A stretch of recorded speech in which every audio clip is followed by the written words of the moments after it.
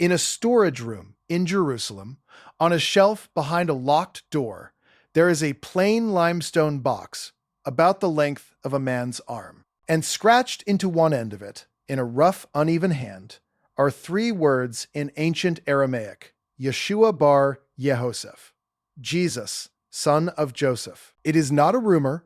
It is not a forgery someone dug up on the black market. It was pulled from the ground by government archaeologists, cataloged, numbered, and stored by the same authorities who guard every antiquity in the country. The box is real. The inscription is real. And it has been sitting in official custody for over 40 years. That box did not come out of the ground alone. It was one of 10, lifted from a single sealed tomb cut into the bedrock south of the old city. And when scholars read the names scratched onto the other boxes in that same room, the tomb stopped being an ordinary find and became the most uncomfortable object in modern archaeology. Because the cluster of names that came out of that one small chamber reads, box after box, like a page torn out of the New Testament. That is what this video is about. Not a legend, not a painting. A real tomb, real bone boxes, real names, and a question that professional archaeologists, statisticians, and geologists have been fighting over for decades without ever settling it. What was actually buried in that room? Who those people were, and why the answer has been left hanging in the air, unresolved, ever since the day the tomb was opened. Stay with me, because the part everyone argues about on the surface is not the part that should keep you up at night. Most people have never heard of the neighborhood where this happened. It is called East Talpiot, a quiet residential district on the southern edge of Jerusalem, a place of apartment blocks and parked cars and children walking to school. Nothing about it looks ancient. Nothing about it looks like the setting for the strangest discovery of the century. And that is exactly the point. The people who live there walk past it every day. Most of them have no idea what was found under their feet, or that it is still there, sealed under the buildings, waiting. Here is how it came out of the ground. On the 27th of March, 1980, a construction crew was cutting into the hillside to lay the foundations for new apartments. A blast or a bulldozer blade tore open the side of the slope, and behind the broken rock was a dark opening. Not a cave, a doorway. A carved facade with a strange symbol above it, a triangle with a circle beneath, chiseled into the stone by someone who wanted this entrance marked. Behind that facade was a chamber that had been sealed and buried for roughly 2,000 years. The authorities were called. A rescue excavation was ordered under permit number 938, led by an archaeologist named Yosef Gath, with the district archaeologist Amos Kloner supervising, and a young surveyor named Shimon Gibson brought in to draw the plans. This was not treasure hunting. This was a by-the-book salvage dig, the kind Israel runs constantly, because the ground under Jerusalem is so thick with the dead that you cannot dig a parking garage without finding somebody's grave. They expected a routine tomb. They did not get one. Inside, the chamber was half drowned in earth. Over a meter of reddish soil had washed in and packed the floor, which is why the dig dragged on intermittently for 2 weeks instead of an afternoon. When they cleared it, they found a central pit and 6 burial shafts cut into the walls, the standard architecture of a Jewish family tomb from the time of the Second Temple. And resting in those shafts were 10 ossuaries, limestone bone boxes. You need to understand what an ossuary is, because it is the whole key to this story. In and around Jerusalem, for a window of only about 100 years, from roughly the time of King Herod to the destruction of the city in the year 70, Jewish families practiced a very specific burial custom. When someone died, the body was laid out on a shelf inside the family tomb and left for about a year, until only the bones remained. Then the family returned, gathered the bones, and placed them into a personal stone box. Often, they scratched the name of the dead onto the side. Thousands of these boxes have been found. On their own, they are ordinary. It is the names on these 6 that were not. And notice the timing built into that custom, because it matters more than it first appears. This burial practice existed only inside that narrow window, the decades on either side of the year 30, the exact period in which the man from Nazareth is said to have lived and died. The ossuary tradition is not a medieval invention or a much later legend. It is a specific, datable habit of a specific generation, and it vanished when Jerusalem fell. So any box that came out of this tomb was carved by people living in precisely the right place, in precisely the right lifetime, using precisely the burial method a real family of that moment would have used. The container itself is a date stamp, and the date it stamps is the one that should not be there. 6 of the 10 boxes carried inscriptions. And this is where you feel the floor tilt. The first, in that rough Aramaic hand, read Yeshua bar Yehoseph, Jesus son of Joseph. A second read Maria, the Latin form of Miriam, or Mary. A third read Yose, a short, informal version of Joseph, the exact nickname the Gospel of Mark uses for one of Jesus's own brothers. A fourth, scratched in Greek, read Mariamene e Mara, a rare Greek rendering of Mary that some scholars have tied to Mary Magdalene. A fifth, read Mattia, Matthew, and the sixth, the one that stops the room cold, read Yehuda bar Yeshua, Judah, son of Jesus. Read them together. Jesus, son of Joseph, Mary, Joseph, another Mary, Matthew, and a child, Judah, son of Jesus. 6 names on 6 boxes in one sealed room, and 5 of them map directly onto the family described in the Gospels. For most of human history, we assumed the tomb of the most famous figure in Western civilization was either empty or lost or a matter of pure faith. Nobody expected to find it cataloged in a storage room with an inventory number. And officially, that is not what anyone is allowed to say was found. But the boxes are there. The names are there. And they have never been explained away. For 7 years, almost nobody outside the Antiquities Authority knew. The boxes were removed to storage at the Rockefeller Museum. Gath filed his report. Cloner published a technical description. The tomb was cataloged, and, for a while, forgotten. It was only in the 1990s, and then explosively in 2007, when a documentary produced by the filmmaker James Cameron and directed by the investigative journalist Simca Jacobovici put the names in front of the public, that the fight began. And it has never stopped. If you find buried history as unsettling as I do, subscribe and turn on the bell, because what the scientists did next is the part they could not have prepared the public for. Now, here is the first thing that a simple explanation has to survive, and it does not survive it cleanly. When you find a box that says Jesus, son of Joseph, the reasonable, sober, immediate reaction is that these were common names. And they were. Jesus, Joseph, Mary, Judah. These were among the most common names in first century Judea. There were a lot of families with a Jesus and a Joseph in them. That is the mainstream position. And it is not wrong, but it is also not the end of the sentence. Because the objection cuts both ways. Yes, each name alone is common, but it is not one name. It is a specific cluster of names appearing together in one family tomb. And that is a different kind of question. It is the difference between meeting a man named John and meeting a family with a John, a Paul, a George, and a Ringo living in the same house. Each name is ordinary. The set is not.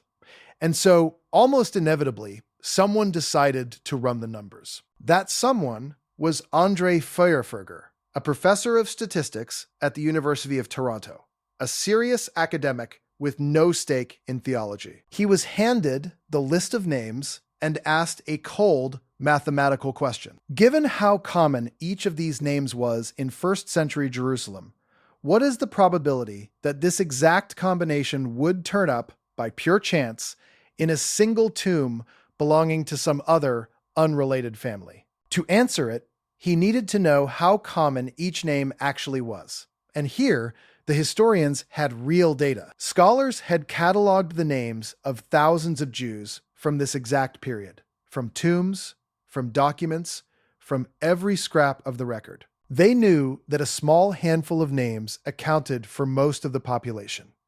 They could tell you what fraction of first-century Jewish men were named Joseph, what fraction of the women were named Mary. So Feuerverger was not guessing at the frequencies. He was working from a measured population of the dead. He worked the problem, published it in a peer-reviewed statistics journal, and stood behind the number he got, roughly 1 in 600, on the assumptions he was asked to use. The odds that this cluster of names in this tomb belonged to a family other than the one from the New Testament came out to about 1 in 600. Put the other way around. On those assumptions, the tomb had something close to a 599 in 600 chance of being exactly the family everyone was afraid to name. Sit with that number, because we are going to come back to it, and we are going to watch other statisticians tear at it. But hold it for now. 1 in 600. That is not a certainty, but it is not nothing.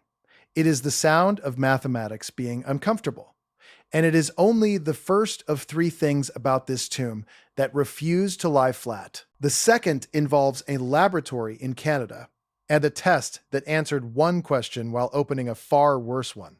Here is where it gets strange. But before the science, look at what the boxes themselves are doing, because the objects carry an anomaly that the common names argument never touches. Think about the inscription on the main box.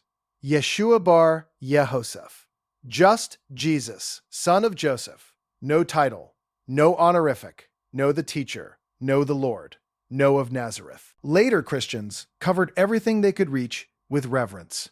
If a devoted follower had secretly buried their Messiah and wanted to mark the grave, you would expect at least a whisper of veneration. Instead, the inscription is casual, almost careless, scratched in an informal hand the way a family marks the box of one of their own, which is exactly what you would expect from relatives burying a man in the year 30, decades before anyone was writing gospels about him. The plainness is not evidence against the identification. It is precisely what an authentic, early, private family burial would look like, and nobody planted it there to convince you. It has simply been sitting there, saying nothing extra, for 2,000 years. And consider the smallest box in that group, Judah, son of Jesus. In the entire New Testament, there is no son of Jesus. There is no wife, no child, no bloodline. The Gospels are silent on it completely. So a box reading Judah, son of Jesus, is not a box that a forger trying to fake the Holy Family would ever think to create, because it contradicts the very story it would be faking. It is an off-script name, it does not belong to the legend, and that is what makes it so hard to dismiss, because inventions match the story they are meant to sell, and this one does not. Whoever Judah was, his box points not toward a myth carefully assembled, but toward a real family with details the famous version left out. Now, the laboratory, because names on stone, however you weigh them, are still just names. The team wanted something the stone could not fake. And 2 of the 10 ossuaries still held testable human residue inside them.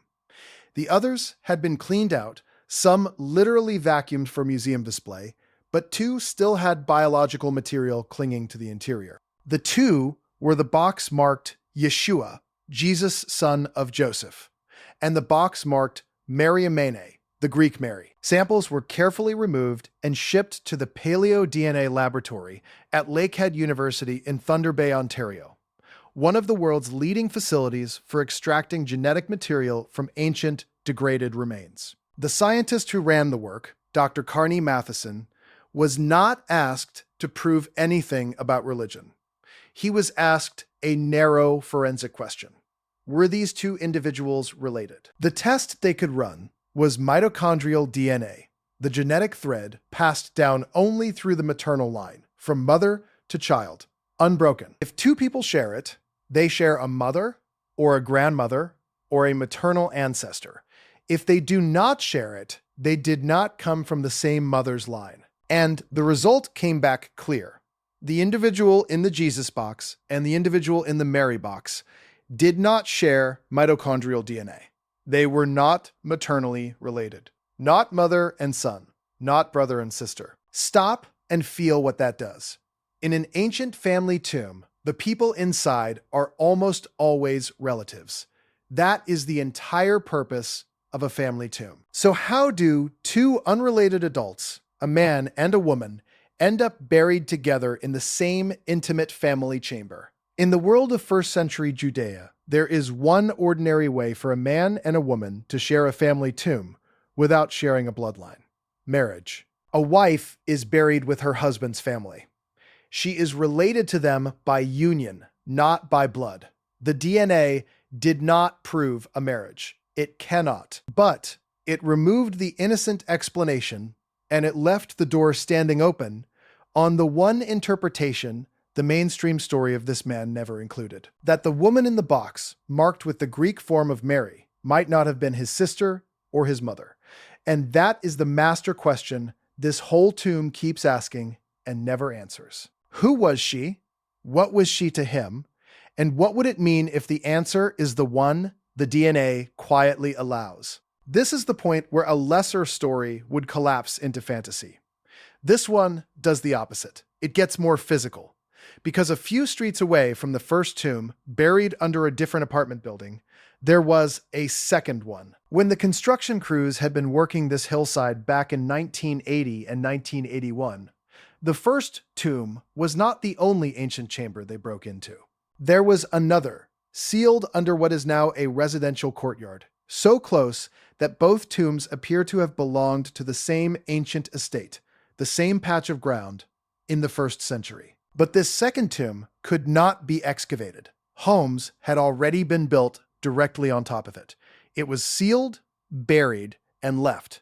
For 30 years, it sat there, intact, under the patio of a condominium, inaccessible. And in 2010, with a license from the Antiquities Authority, a team led by the biblical scholar James Tabor and the filmmaker Simha Jacobovici did something that had never been done to a tomb like this. They could not dig it up. There was a building on top of it, occupied, with people living their lives directly above a 2,000-year-old burial chamber. So they went at it from below and from the side.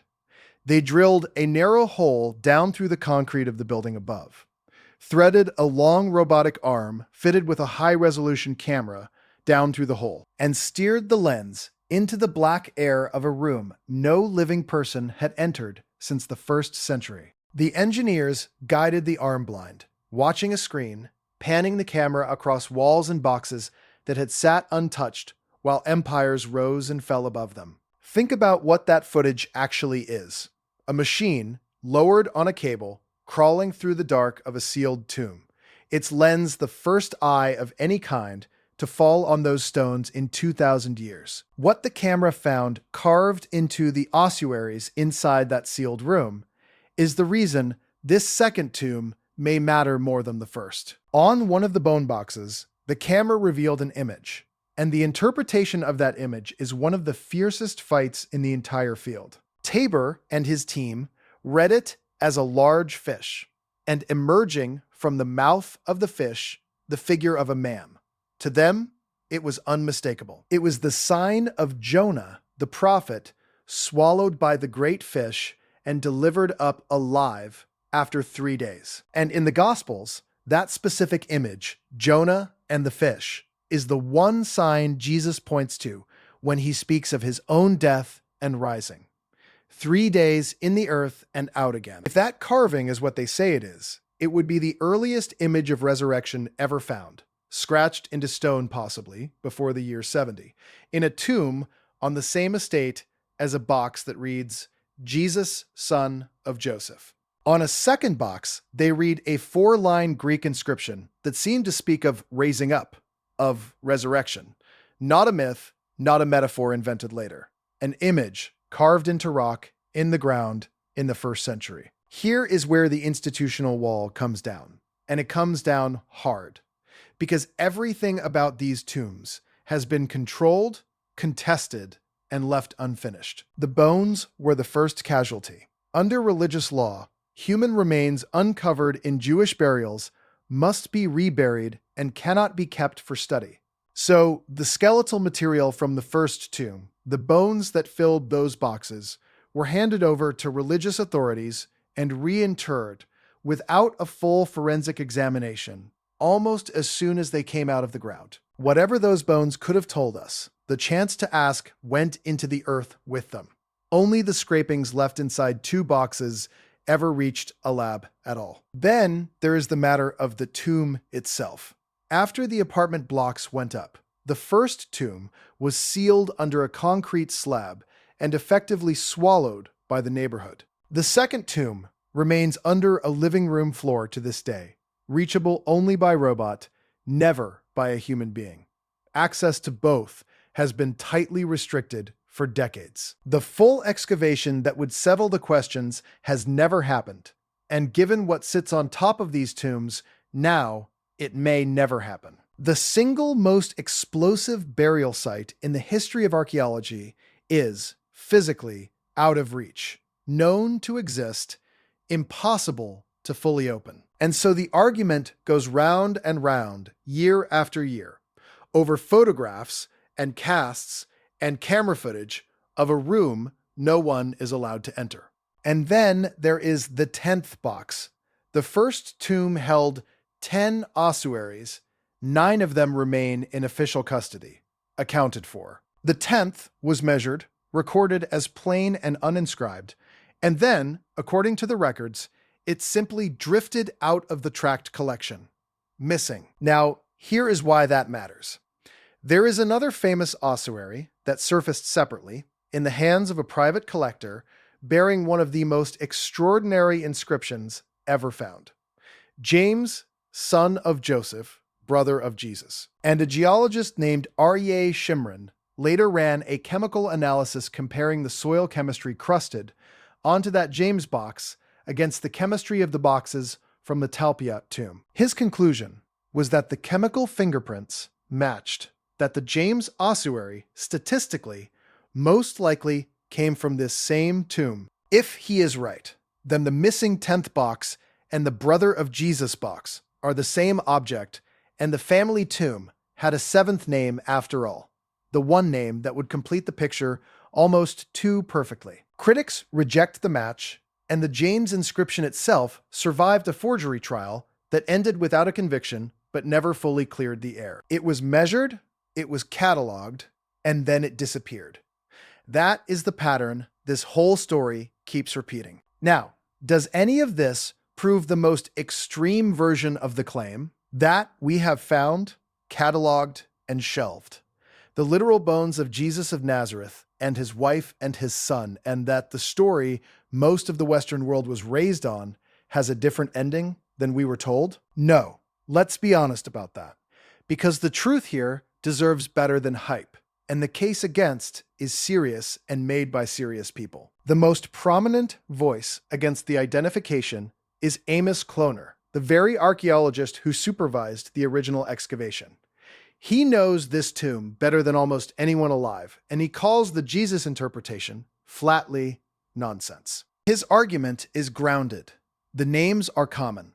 A middle-class rock-cut tomb on the outskirts of Jerusalem fits a local Jerusalem family, he argues, not a poor traveling teacher, and his followers from Galilee up north. And the archaeologist Jody Magnus of the University of North Carolina made the same core point, that a Galilean family of modest means would not have owned an expensive rock-hewn tomb in the capital at all. On the statistics, the 1 in 600 figure took heavy fire.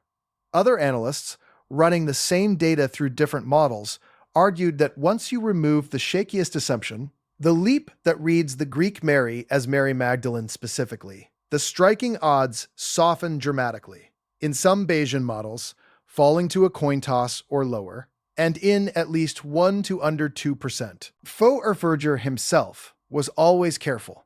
He stood behind his number only on the assumptions he was handed, and said openly that those assumptions came from the historians, not from him. And the DNA, for all its drama, proves only that two people were not maternally related. It does not prove marriage. Ossuaries were sometimes reused. Bones of more than one person turn up in a single box. The neat picture has real cracks in it, and honest people should say so. So no, this is not proof. I am not going to insult you by pretending the math is settled or the case is closed, because it is not. But here is what that grounded, skeptical view still cannot make ordinary. Strip away every dramatic claim, throw out the son, throw out the marriage, throw out Mary Magdalene entirely, and you are still left with a set of plain facts that are stranger than the fantasy. A real, sealed, first-century Jewish family tomb was found in Jerusalem in 1980. Inside it were 10 bone boxes. 6 carried names. And those 6 names, whatever their statistics, are Jesus, son of Joseph, Mary Joseph, another Mary, Matthew, and a child named Judah, son of Jesus. That cluster is sitting in a storage room right now under an inventory number in the custody of a national antiquities authority. That is not a theory. That is a description of physical objects that exist. You do not need to believe the wildest version to feel the weight of it. You just need to look at what is actually on the shelf. And if even the modest version of this is true, it means something uncomfortable about the story we tell ourselves. It means that the most consequential figure in Western history may have left a physical footprint in the ground.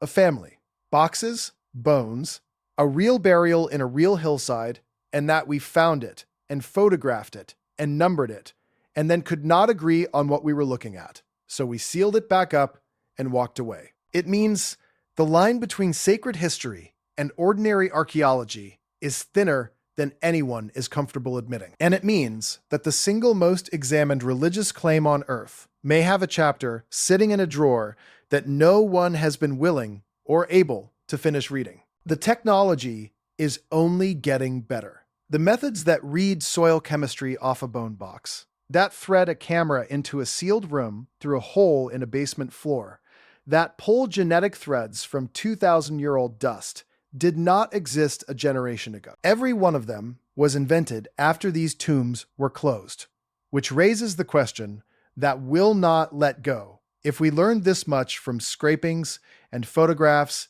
and a robot arm, from evidence we were barely allowed to touch, what would a full, unrestricted examination reveal, and why, after more than 40 years, has no one been permitted to carry one out? Here is the one that stays with me. In an ancient tomb, unrelated people are not supposed to be buried together. And yet, the lab said the man in the box marked Jesus and the woman in the box marked with the Greek form of Mary did not share a mother's blood. So, who was she? The tomb will not say. The bones are back in the ground. The boxes sit silent on their shelf. And the one relationship that would rewrite the most famous life ever lived is the exact thing the evidence gestures toward and refuses to confirm. The tombs are still there. The first one is sealed under concrete beneath an apartment block in East Talpiot. The second is still under a family's floor, entered only once, by a machine, never by a person, and closed again. The bone boxes are still in storage, still named, still waiting. Nobody has opened the question all the way. Nobody has been allowed to. And somewhere in that quiet Jerusalem neighborhood, under the parked cars and the laundry lines, and the ordinary afternoons, a small stone box with 3 rough words scratched into the end of it is sitting in the dark exactly where it was left, saying only what it has always said, and nothing more. Jesus, son of Joseph. And no one can tell you for certain whose bones once rested inside.